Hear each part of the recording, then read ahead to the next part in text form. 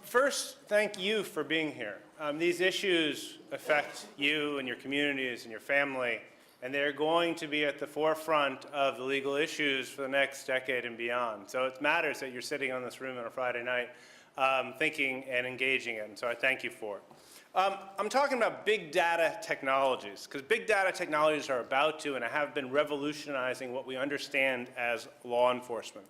In police departments today, there is software that predicts future crimes, cameras that record public movement, algorithms that generate virtual most wanted lists of suspects, and data banks that collect personal information, including biometric, consumer, and social media data.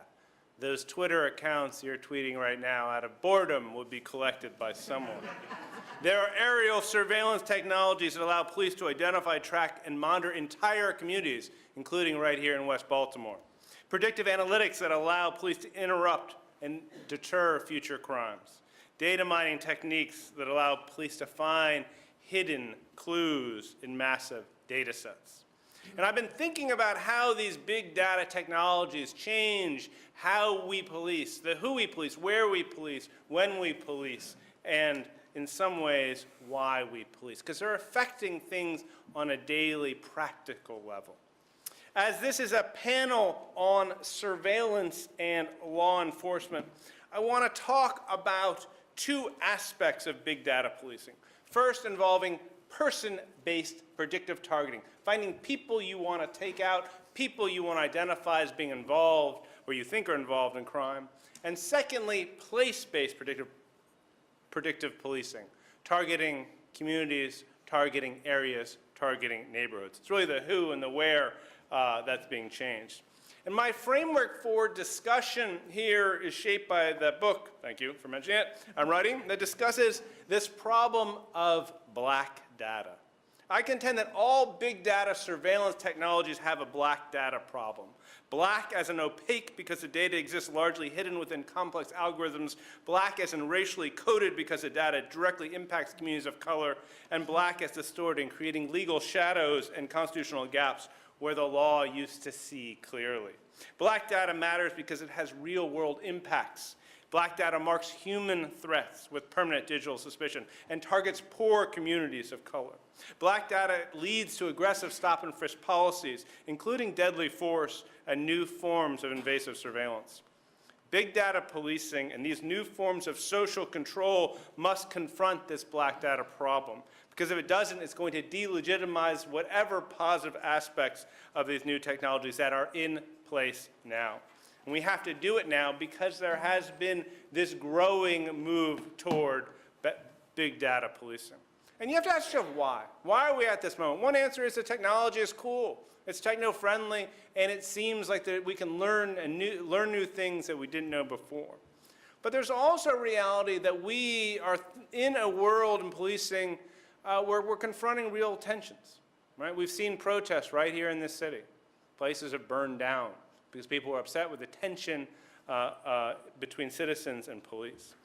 And within this movement of technology and tension, there is an attractiveness to the idea that some black box algorithm can solve things, right? If you're the chief of police in Ferguson, Missouri, or the commissioner in New York after stop and frisk has been declared unconstitutional, what do you want to do? You want to have an answer to what's going to happen next. That answer has many times been technology. If you want to trace through Chief William Bratton's career, he's done a wonderful job of dealing with scandal and crisis in police with a response of technology. After the Mullen Commission declared NYPD to be a corrupt institution, he created ComStat, where we use data to sort of determine where crime would be. When LA was overcome by the Rampart scandal, again, Bratton is in charge and brings ComStat 2 and predictive policing to LA. And that right after the NYPD is declared, their stop and frisk practice declared unconstitutional, again, it's Bratton who's bringing back new forms of data. We're seeing this now. It's going to be a movement now because it appeals to the police and it also appeals to the community. If part of the problem with policing is our implicit and or explicit bias, you know what, maybe if we use computers, we can move past it. So we're in this world where this is happening now and is being seen and adopted in communities all across America. So I want to just focus using this lens of big data, this black data idea, and looking at transparency, looking at race, and looking at constitutional distortions to focus on who we police. So let's talk about it. Chicago, Illinois. A knock on an apartment door. A man gives a prognosis to a worried mother. Your son might die. He's at grave risk. Others he knows have already succumbed. An algorithm has identified him most likely to die. This isn't a doctor at the door. It's not some bloodborne pathogen. It's a detective. A detective at a door knocking and saying, we know your son might get shot or might shoot someone. And perhaps we're here to help, but perhaps we're here just to let you know, we know he's involved in no good. This is what's happening. It's called the Strategic Subjects List in Chicago. It's called the HEAT List. 1,400 young men, almost all young men of color, have been identified through algorithmic techniques to be the most wanted people. Most wanted not necessarily because they will shoot someone, although that's all part of it, but also because they might get shot. Quasi-public health approach, quasi-social control approach. It's a software that generates this rank order list of potential victims and subjects with the greatest risk of violence. That's not just in Chicago. It's happening in New Orleans, in Rochester, New York, and Los Angeles. They're trying to adopt it to juveniles to identify people who are mostly at risk using big data technologies. So what's the black data problem? One is transparency. Do we know how you get on this list? No, I mean, it's sort of an open secret. People understand that it involves criminal history, arrest, parole status, and whether you've been identified as a gang. But there are real transparency problems, right? You don't know you're on the list until someone knocks on your door. There's no real way to get off of it. You don't know if it's an error. And as the Chicago Tribune reported, there have been errors where people have been knocked, their doors have been knocked, and they have been put on this list because of either a misidentification or their connection to people who are actually victims. So the fact that your friend was shot means you're on this list and suddenly there's a detective at your door. Transparency problems, concerns, but also there is a reality that this list, as sort of big brother-ish as it might seem, has been pretty accurate. On a violent Mother's Day weekend in 2016, last year, 80% of the 51 people shot were on the HEAT list. On Memorial Day later that summer, 78% of the 64 people shot were on the list. So it's troubling, but it's also not necessarily wrong. What about race? Who's on the list? Unsurprisingly to no one. The vast majority, if not all, are young men of color. All are poor. All are from disadvantaged communities. Now, the reality is not simply one of racism, although if you read the DOJ Civil Rights Report and the Chicago Police Department, there is certainly some explicit racism and prejudice that's going on there. But it also involves community networks of people who are the victims of violence, and so those tend to be in similar communities, and the legacy impacts of policing. We know that there have been problems in Chicago and other places where your context and thus your intersection with police tends to correlate with your race and your economic status. And if those are the variables going into the forecast and the algorithm, you're going to be on their list. From my point, I like looking at things involving the law, being a law professor. And so I like to study how it impacts the Fourth Amendment.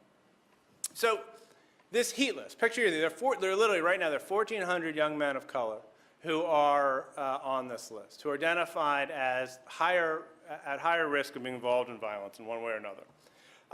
And then you ask yourself, well, how does that impact policing, right? You have police on the street who are going about their daily basis. We have this thing called the Constitution, at least we have it for now, that involves some limitations of what police can do. One of the limitations is reasonable suspicion, whether it's specific and articulable facts taken with rational inference, those facts warrant the belief that criminal activity is afoot. So in the ordinary course, police are patrolling their ways. They don't necessarily know the people, don't know everyone in urban Chicago. What they are limited to is what they can see. Their observational clues, what they know about someone is what they can see, what they can sense, maybe a little bit of other information. And generally speaking, that's the way our Fourth Amendment law is developed. It's very small data, right? It's limited to what people can see and do and touch and be involved. But what happens if you take this HEAT list and you add it to a police officer's knowledge? Now suddenly a police officer is on the street and he sees the person on this list. Not just anyone, someone with the highest score possible. Persons in the area that they know is gang violence, which is pretty much many of the areas where these people will live, the people on the list will live. Is that reasonable suspicion? Looks furtive, looks different, walks away. You can see how easy it is to distort a small data doctrine like the Fourth Amendment reasonable suspicion doctrine with big data. If you add in all of the other information that will and soon will be brought into what we know about people, you can see how much easier it will be to sort of manufacture a level of suspicion. It's a distortion. It doesn't mean it's wrong, but it means that the law is changing, and the law is changing quickly because of these technologies. Quickly about where we police, right? Monday morning, Santa Cruz, California. It's roll call. Every day, police officers receive digital maps of today's crime forecast. Small red boxes, like the ones on the screen, signify areas of predicted crime. They represent an algorithmic forecast of heightened criminal activity. Predictive policing patrols enter the area, and every day, police wait in those areas looking for the predicted crime. The theory is if you put police in the box at the right time, you stop the crime. Big cities like New York, LA, Miami, Atlanta, Seattle, and dozens of smaller cities, this idea of predictive policing is happening right now. It's based on a computer model. There's a lot of data behind it. Some of it makes a lot of sense. Social science data that some crimes actually are kind of contagious, sort of viral. If a neighbor's house is burglarized, you got to watch out. They might come for your house. Same with car thefts. There's something about the environment that's causing the crimes to happen. And these things have not only been studied, they've been crunched into algorithms and then used to predict where police should go. Are there black data problems? Again, transparency, race, and constitutional law? Yeah. Transparency problems is many of these proprietary algorithms are proprietary. And in fact, there's sort of this small arms race about companies trying to sell their products to policing, and they don't want to give up their algorithm because that's their company, right? Why would you give up the algorithm? The second problem is it involves math, and most people don't understand math. But it's real because, you know, you're asking police administrators, you're asking city council members and mayors to actually crunch the algorithm that they just can't understand. There's a real transparency problem. We also don't know how the crimes are counted, which crimes are counted, data error. Some companies are much better than others actually about being transparent about it. But at the end of the day, part of the reason for it is that there's this nice black box solution to it, right? Hey, we got this magic box that's going to predict crime. Don't worry about it. Does it impact race? Of course it does. Maybe not as obvious as you would think because it also depends on which of the variables you're putting in. There's different systems. Some are based on arrests, and the arrest systems actually do have a race-based problem, right? You predict a hot spot, you send police to that spot, you arrest people, those numbers that get put into your algorithm, repeat, repeat, repeat, you're going to create a self-fulfilling prophecy. But some companies are aware of that, and they try to find, well, maybe we won't look at arrests, we'll look at calls for service. What are the actual crimes? If your house was burglarized, your house was burglarized. It wasn't necessarily based on the place the police went, they're responding to you. And so there is a question, certainly there are dangers of race-based impacts. It isn't necessarily race, but it creates something that we need to look at. And finally, the Fourth Amendment, right? If those law students and law professors and lawyers understand that the high crime area is one of the factors that police can take in when they're looking for Fourth Amendment reasonable suspicion. So you can imagine when you're that police officer and you're driving through your area and suddenly, oh, I'm in the red square, I'm supposed to be on the lookout for a burglary. Hey, look, there's a guy with a bag. Normally a guy with a bag isn't enough to stop someone, but I'm in a burglary box. So I'm going to stop him. I'm going to see what's going on. And you can see how this, in a sort of malleable legal doctrine, it gets that much easier. And it's even harder for the courts who then have to evaluate. It's one thing for the police to stop them, that's bad, but then the courts, how's the court going to parse the algorithm? How are they going to be able to understand what to do with this factor in the totality of circumstance? What they usually do is they'll say, sounds good. I'm a judge. I'm a lawyer. I'm not an algorithm person. I think I'll trust it. So you can see how there is this distortion of it. There's legal theories behind it, like whether we should look at predictive policing as a data-driven tip, like if someone calls in and says, hey, there's a drug area, or is it like a profile of a neighborhood? Is there a collective knowledge, like a partner saying, hey, look out, be on the lookout for this area? They're all actually legally permissible in the sense of they're doctrinally sound, but there's a real question of how it should impact. And you can see the point here, and I'm going to finish because I want everyone else to talk here, is that there are problems with how big data technologies intersect with policing.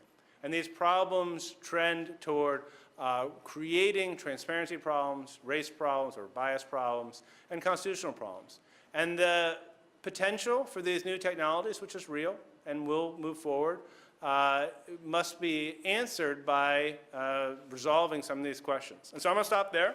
I know my colleagues here are going to talk about some of the other issues, and I look forward to it. So thank you.